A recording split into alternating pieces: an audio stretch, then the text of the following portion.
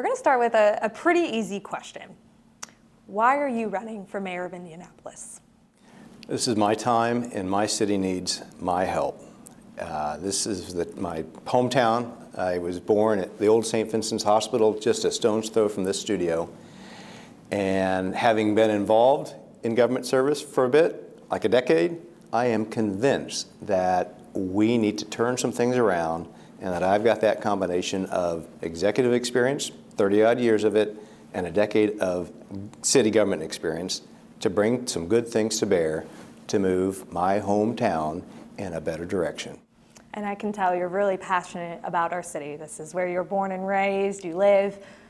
Why do you love Indianapolis so much? Well, you have to have that passion to do what I'm doing, because it's not easy. You know, those of us that put ourselves out for a job interview like this need that passion, because it's what gets you out of bed and going day after day after day in what is a long interview for a tough job. It's a hard job, but it is a very important role in our city. And like you said, you have experience going into this, and there could be so many different people that could run for this position, for this seat. It's top leader in the city. What makes you such a good candidate? What makes you stand out compared to anyone else? Well, one, we've only got two choices. I mean, I may not be the best in the world, but when our voters turn up on November 7th, it's Hogsett and Shreve. So that's what we've got. And I'm a better choice than the incumbent in my view. Why? Because I've built an organization from the ground up. And I mean, I started really small into a medium-sized company that's now part of an S&P 500, a big organization. And I learned in doing that you've got to stand up the talent deck around you. This is not a one-person job. You got to build the team with top-shelf talent around you to run an organization of the size and complexity of this city.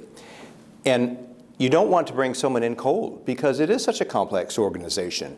And so my two stints on the City County Council, my time as a commissioner on the Metropolitan Development Commission, the land use authority for our county, was great preparation. It would be an extraordinarily tough learning curve for someone to come in from outside that didn't know the landscape and have the relationships to try to begin to do this work. So I think I'm well prepared. Right. And we're facing a lot of issues right now. Are you ready to take on those issues, ready to solve them? I'm hungry to get going on solving them. I mean, that's what motivates my candidacy, that hunger to make some change, to improve our city. What made you say, I'm going to run for mayor of Indianapolis? What was that moment? What was that turning point for you? When I surveyed the landscape and knew who else was running and became convinced that, okay, there's some other good people. I think we had a record crowd of 10 people that filed to run for mayor. I was convinced that I had more to offer the citizens of Indianapolis than the other 9. And that was my turning point.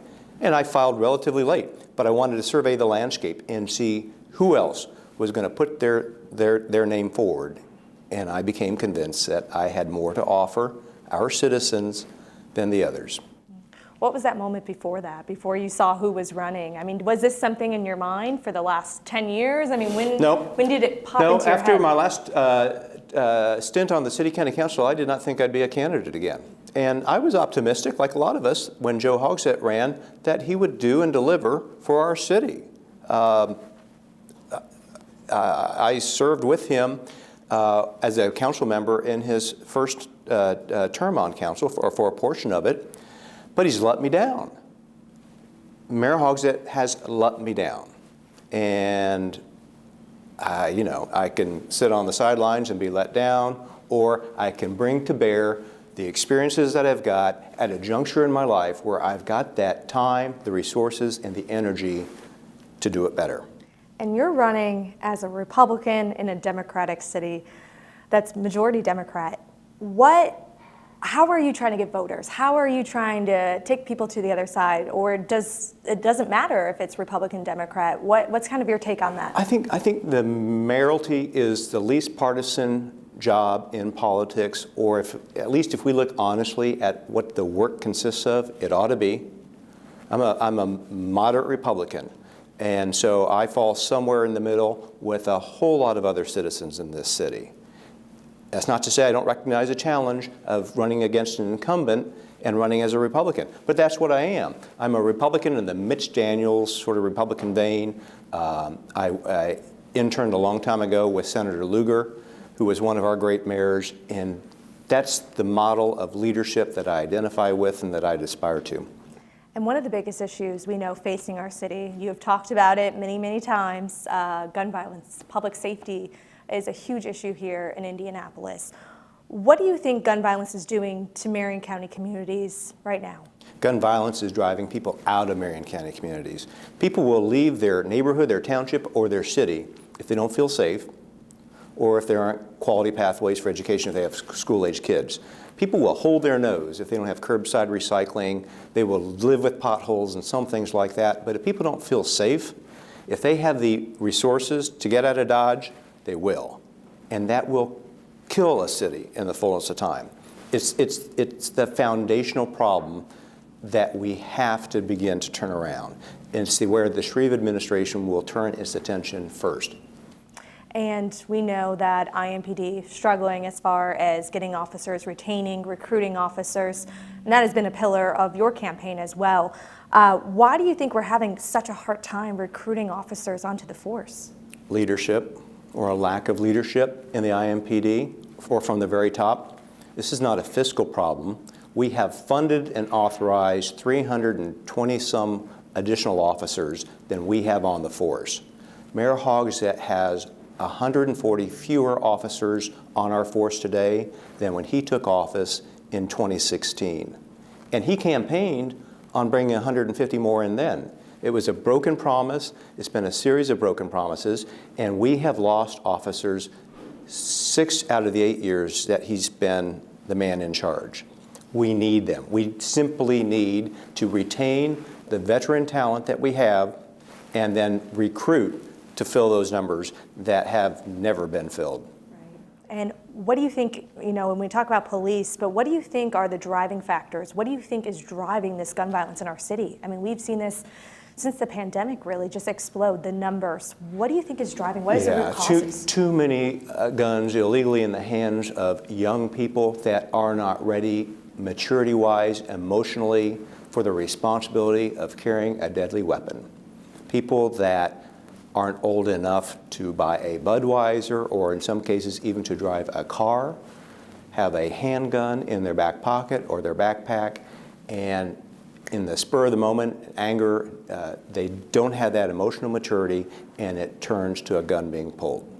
And what can the city do? I mean, a lot of times when we see these numbers, we point the fingers, we say, oh, this is, so-and-so's fault.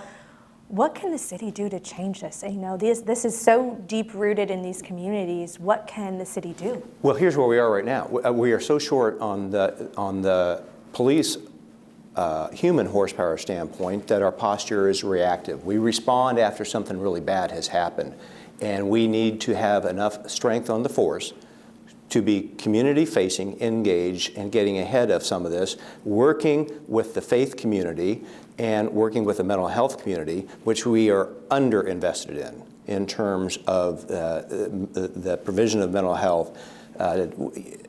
This is not just a concentrated urban violence. I mean, some of what we've seen has arisen out of the COVID period, but if you look at teen suicide rates, usually by handguns, that's become a fourfold greater problem than it was just 4 or 5 years ago.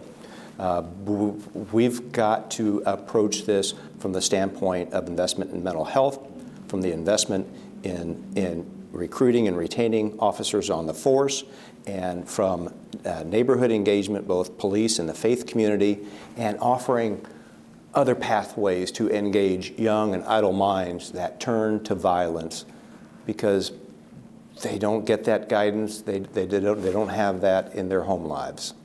It's sad to see what has happened. It's tragic to see. Mm-hmm. It's just tragic. Right. And that's a lot of things the city can do, leadership can do, the council. What can people at home do? What can they do besides voting for you for office, but what can they do right now to help our city when it comes to gun violence, public safety? Well, they get engaged.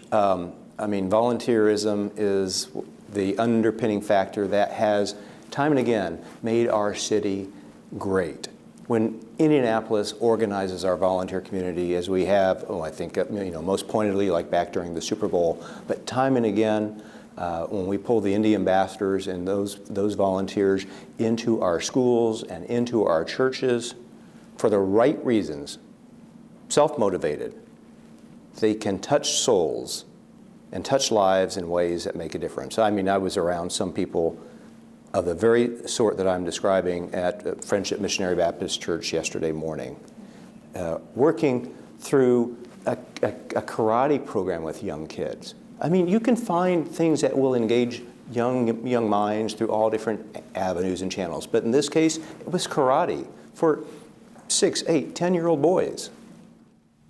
It's the small things. And I think sometimes we hear it so often on the news, it becomes white noise. People are so immune to it in a way, in the ways that we sad. shouldn't be. We shouldn't become numb to the violence that's become the lead story here at Channel 13 every morning or too many evenings. And whether it's a homicide or just a shooting or a stabbing that doesn't result in a fatality because of the good work of the people at Eskenazi, we have become so numb to it in ways that a great city should not. We should not be numb to this. And getting away from gun, is there anything else you want to mention with gun violence? Because we're going to hop over to housing next. Anything else that you want to mention there?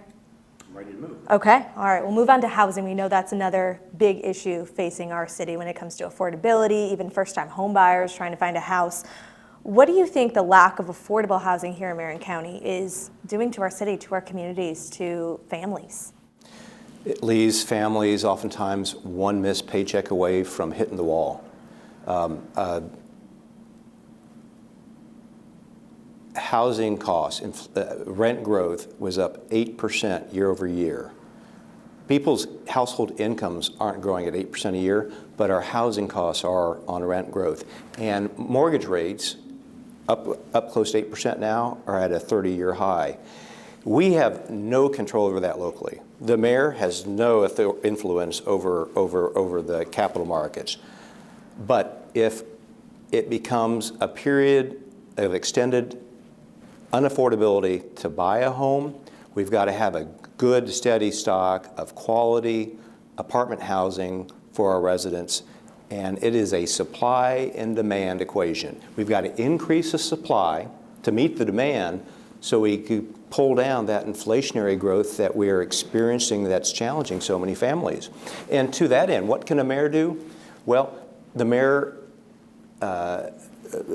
controls the Department of Metropolitan Development and the Department of Business and Neighborhood Services, and it's those two pathways through which the development community can move. If we can clean some things up, if we can remove some red tape and some bureaucratic barriers, that we can accelerate the new supply of housing stock in and around this city to replace the housing inventory that's become worn out, not of the quality that we want our citizens in, and to, as we build that supply to meet the demand, get some compression on the rate growth that's affecting so many people. That was going to be my next question, is what can the city do? And you answered that. A mayor really can affect that because the mayor controls those departments, business and neighborhood services. Two chicks and a hammer. They did great things in the Bates-Hendricks neighborhood, and that's the neighborhood that I represented on the city county council. So I had the chance to work with those ladies in taking and rehabbing rundown bungalows and housing stock in the Bates-Hendricks neighborhood. They did beautiful work. They have declared that they're done messing around in Marion County because of the bureaucratic red tape that we put them through at Business and Neighborhood Services. We can fix that. This mayor will fix that. And this, I'll tell you what, and this is timely because I was out at Animal Care Services on Saturday. Business and Neighborhood Services is also the department that's responsible for that part of our city. And what I see out there is just shameful. I mean, to be a resident of this city and you see what we are doing or more of are not doing to care for animals that are dropped off or strays that are picked up, through that part of our city, which comes under BNS, this mayor, this administration will do a far better job because I care. That's a big issue facing the city that I know is now becoming more in the news lately with different stations are covering it. Something else I wanted to talk about is downtown. And it seems like every day we're seeing a different apartment complex pop up and more people, they're trying to bring more people downtown, make the downtown like it was pre-pandemic. Is that going to be another initiative you have, another focus you have as far as rebuilding our downtown in a way? It's crucial. We've got to have a healthy, vibrant downtown with people that will lay their heads in the core of our city, because we know that patterns have changed and there'll be fewer people that are coming into downtown to work 5 days a week. I think we're going to continue to see people coming in and working 3, maybe 4 days a week, not 5 days a week downtown. And so to sustain that vibrancy and the restaurants and the entertainment venues and the grocery stores, we've got to have that corpus and concentration of people that want to live in our downtown. And there are winners and losers within the mile square. I mean, what we've got going on along Mass Avenue and Bottle Works is terrific. We were out there at Chatham Arch last night for something. But other parts of downtown, like along Illinois Street, where I started my career, is still badly damaged from the riots of a few years ago. It's just never rebounded in the way that it was 4 or 5 years ago. I'm optimistic about some of what's planned for 11 Park, because that's a dead zone at the opposite axis of Mass Avenue. But that's going to take thoughtful engagement from our city, and we've got to be able to do it in a fiscally responsible way, because it's going to be really expensive, and we can't lay the majority of that expense on the shoulders of the taxpayers of Marion County. That would not be fair. You also have the convention expansion, that hotel, all of that development going on as well. Yeah, so I've stepped out a little bit in ways that might have been controversy there. I'm vigorously supportive of our convention industry, and the additional ballroom that we're building makes a whole lot of sense. But the hotel piece of it, the 37-story Signia Hotel, is now going to be built with our money. So we, the taxpayers of Marion County, are going to bond this out and pay it back on long-term bonds. I want to see it built. I want to see it built the way it was proposed to be, with a private developer going to the capital markets and using private financing, in the way that every other convention hotel in the city has been built. And I voted for that when I was a member of the council. But we didn't get it done, didn't get it papered right. The developer that had the proposal, had the project, couldn't make it happen. And so the city is bailing it out on the shoulders of our taxpayers. I think that's bad policy, and I think it will have long-term costs in ways that will deter future investment from the private hoteliers, and that's why I've taken that stance. But I'm eager to grow our convention industry. It's one of the bright spots, and it's something that Indianapolis does really well. We have that sweet spot that we need to recognize what we do best, what size conventions in an interconnected downtown that can serve that convention industry all year long. And getting back to housing, going away from downtown a little bit, you kind of talked about this, but I want to touch on it one more time. What do you think is driving this crazy housing market, this affordability, lack of affordability? What do you think is driving this issue we're seeing here in Indianapolis? People struggling to find a first home or struggling to get an apartment, pay rent. What do you think is driving that? Well, it's beyond the scope of Indianapolis. Is a outgrowth of Bidenomics, candidly. I mean, we printed so much money that it set the stage for a rapid inflationary period. And that's the reality that's played through to cities big and small. And so interest rates, mortgage rates, have gone up from as low as 3% just a few years ago to 8%, which makes a world of difference in terms of what people can or cannot afford in terms of buying their own housing. We want people to own their homes or their condominiums. That's what we aspire to, because people that are invested in their neighborhoods, one, are more likely to stay in their neighborhoods and to look after their neighbor's house from a crime watch standpoint. And this city, this administration, will be as encouraging of that as is possible in a macro environment that it cannot control. But home ownership is good. The black community in Indianapolis has been most acutely set back through all this. The percentage of black home ownership has been on the decline for 40 years. And the social consequences of that are sadly working against the community. The Shreve administration will work with the banking community and the number of federal programs to encourage that under the Community Reinvestment Act, more and more of that home ownership, which is good for all of us. But it's hard to do in this environment, and it's probably going to be a tough environment for the next couple of years.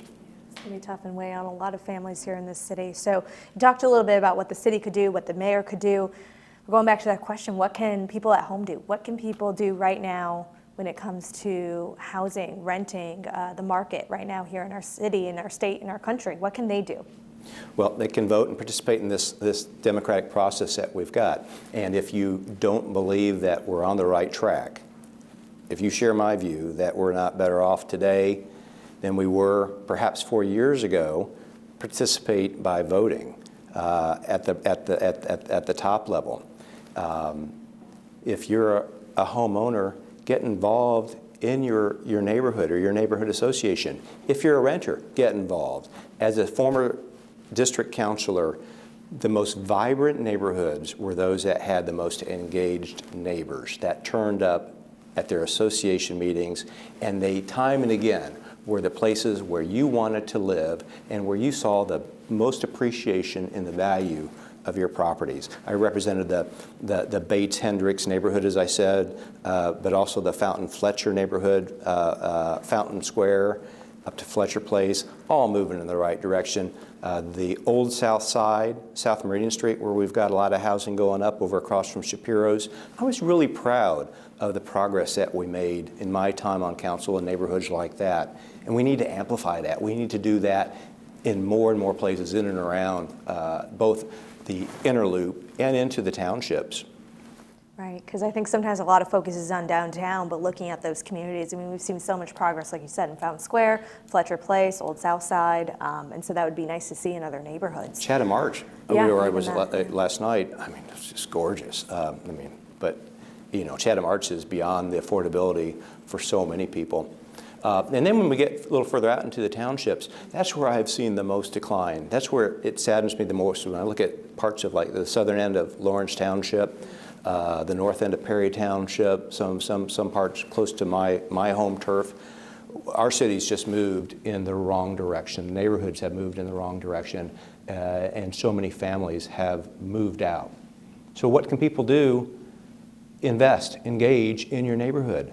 You can't rely upon city government to do it all. I mean, neighbors have to be involved and engaged, and it's good for their neighborhoods, which is good from a pocketbook standpoint in terms of the value of the properties that they may own or rent. I think that sums it up right there for housing. As far as infrastructure, I think no matter where you live in the city, we've all deal with potholes in the winter. I think everyone has their own story for it. What do you think is the biggest infrastructure problem facing Indianapolis? We don't have enough money. The formula, the ground rules work against Marion County. The good news is they're also increasingly working against the growing donut counties around us. And so Marion County is not going to go to the General Assembly alone. This mayor won't lobby the General Assembly to revisit the way in which we fund the infrastructure. I'll go hand in hand with Mayor Fadness or Mayor Myers down in Greenwood and say, look, we've got 6-lane roads versus 2-lane roads that are funded the same way. So we've got to get some buy-in to rationalize the way we fund infrastructure from the other end of Market Street. And this mayor is going to spend significantly more time down at that end of Market Street going into the next session of the General Assembly to make this case, but I'm going to do it hand in hand with the mayoral leadership in our donut counties, appreciably more so than our sitting mayor has. we also have to use the resources that we've got more efficiently. It takes us too long to build out or undertake infrastructure projects. The cones go up, 4 or 6 lane roads get narrowed down to 1 lane in each direction, way too long. When we were building out the red line through my district, I saw it drive businesses out of business because they were blocked off from an access for so long that they just couldn't weather the storm. Well, they just marked the midway point on the purple line 2 weeks ago. They've been working on this project for 2 years, and it doesn't even begin to look like there's a BRT line coming along there. It takes us too long, and time is money, and we need to recognize that and run crews more than 38 hours a week as we obstruct traffic and mobility and access to businesses through the city. So I've got to approach it as I would from my business background, with that appreciation that time is money, and we've got to keep this city open for business. How do you think it is impacting, though, our residents, impacting our communities, our neighborhoods, when maybe they don't have a sidewalk, maybe they have a giant pothole in their street? How is this impacting your voters? It most impacts our low-income neighbors, because if they hit a pothole and lose a tire or a bent wheel, I mean, they don't have an extra $400 sitting in the bank oftentimes, and they've got to get to work. And so if they miss their shift or a couple of shifts, it can put them out of a job. And so it most acutely affects those that live right on the margin. When we were talking earlier about how important it is to own your housing stock, because we've got people in this city that live right on the edge. And so it affects them. It affects people that have resources on the other end of the scale that say, I'm tired of living on streets in third world conditions. And so they'll move up to Hamilton County or out to Hancock County. And that's awful for our tax base, because people pay income taxes where they lay their head. And so as mayor, I'll work hard to make them choose to continue to live in Marion County, because that's what will make us economically viable. So the bad roads, lack of adequate sidewalks are motivations for people to move out, or put some people in really bad spots where they can't even lose their job over it. And then there are the bike and pedestrian safety issues associated with not having sidewalks in too many areas, or trails to use alternate forms of transportation.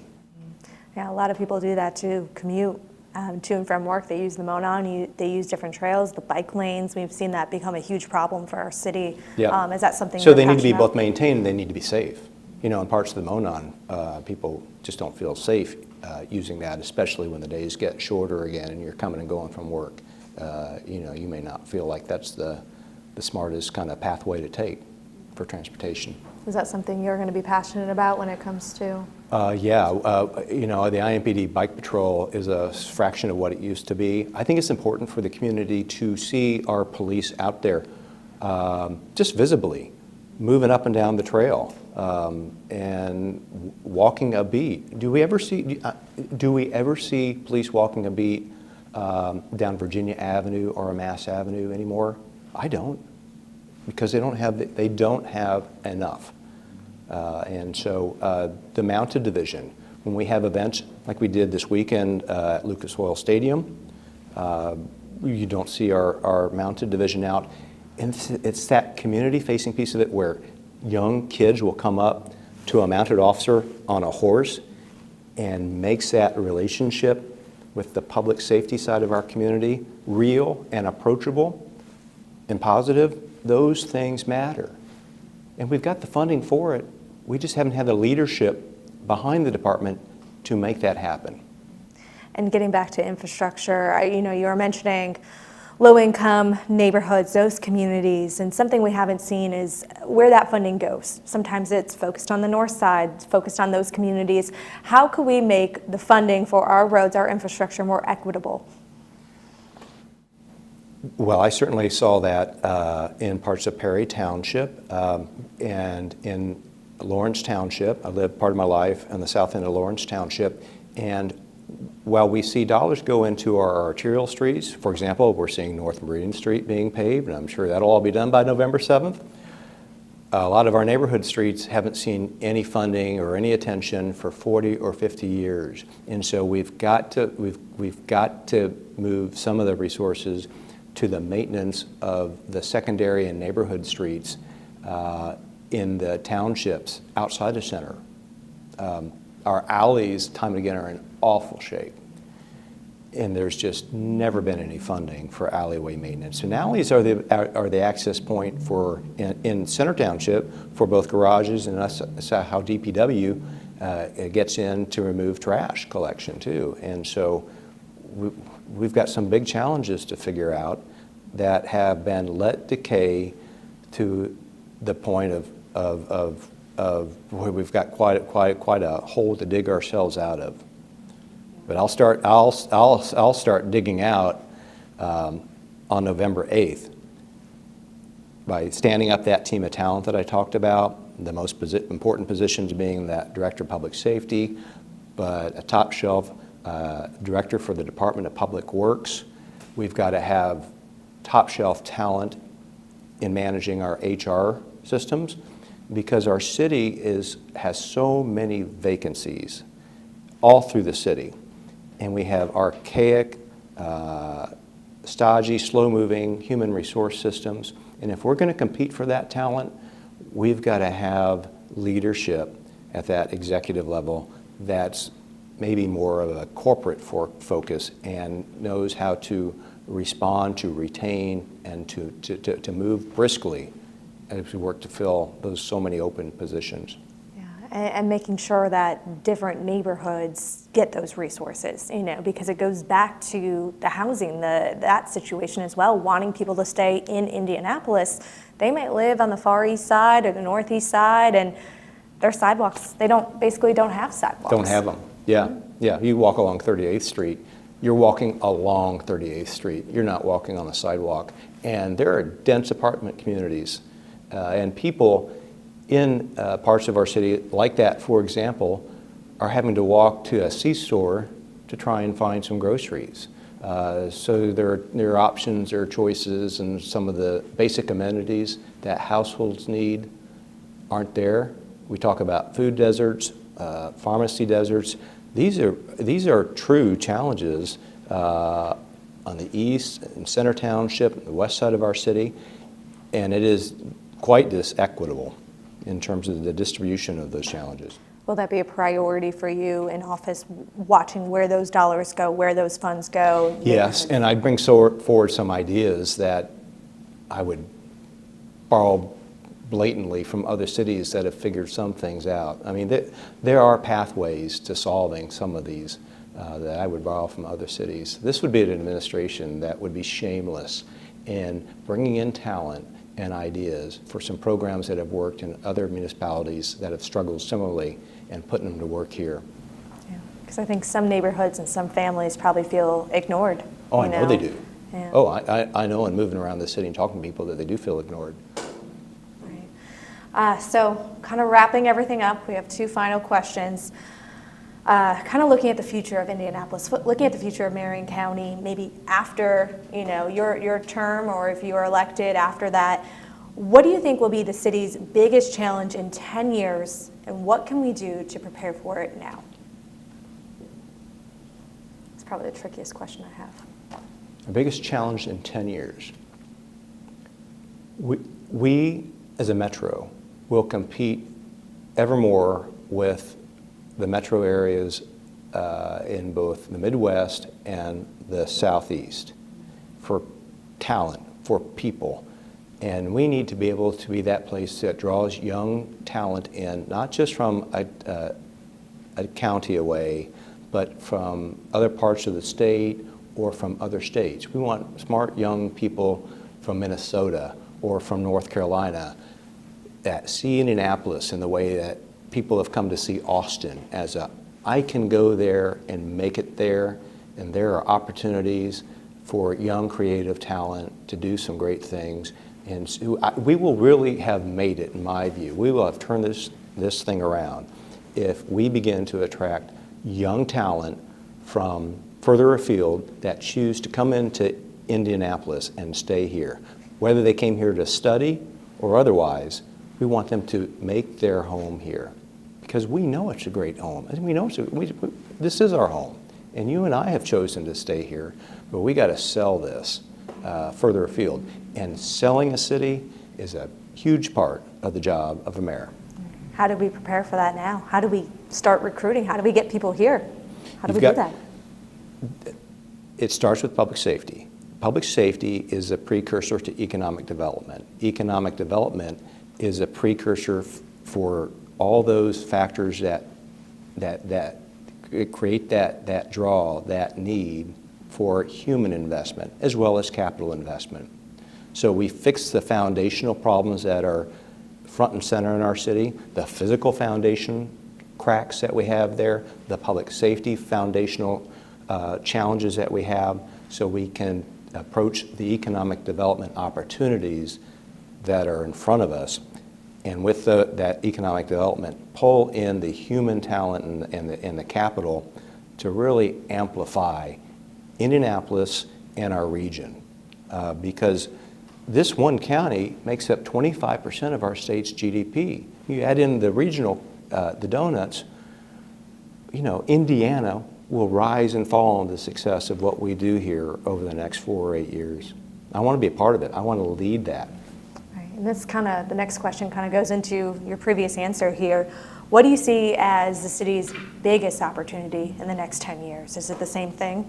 I think our biggest opportunity arises from the development of the hard tech and the STEM corridor that's developing between Purdue and IU that runs right along the near west side of downtown Indianapolis. As IU and Purdue separate into IU Indy, Purdue Indy, and the presidents of each university are investing in these tech corridors, STEM corridor in the case of IU, hard tech in the case of Purdue.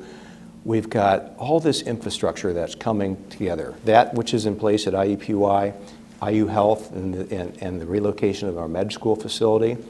And from a life sciences standpoint, and the research that is and can increasingly happen here in Indianapolis and then be commercialized would enable this city to be a great economic engine. I think that's the best opportunity that we have to really blow up what we've got going on here in Indianapolis. And the stage is set with what's happening with our 2 Research One universities and all the investment in the physical infrastructure between 16 Tech, IU Health, our downtown campus.